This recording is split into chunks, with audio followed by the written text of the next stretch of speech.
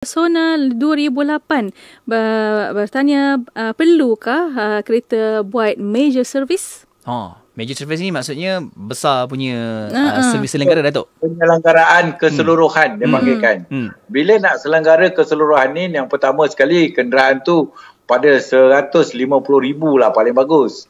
Kalau 100,000 ni baru kita tukar fan belt je, 150,000. Tetapi kalau sendiri yang pakai, sendiri yang jaga, sendiri yang tahu kenderaan tu dalam keadaan memang best lagi, diselenggara mengikut masa, jadual yang baik, boleh pergi kepada 200,000.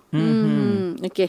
Soalan satu lagi dari Wan Gombak bertanya, kereta Estima ACR 30 buka pintu kereta je alarm bunyi. Nak hidupkan enjin tak boleh selagi alarm berbunyi. Dah sebulan lebih saya tak naik kereta itu. Bagaimana?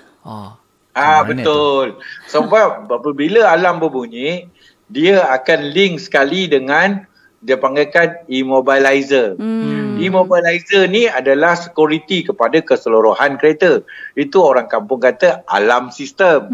So bila kena alarm berbunyi, dia telah cut off semua sistem yang dalam tu. Tidak akan boleh hidup enjin. Dia kena pergi balik, bawa balik dia punya receiver, control yang ada pada tangan, receiver pada kereta. So mekanik akan matchkan dia balik untuk dineutralkan, supaya dia dapat balik, kenal balik dia punya mother. So kalau dia tak kenal, dia tidak akan memberikan start. Sampai bila-bila pun dia tak akan start. So kena balik kepada alarm sistem.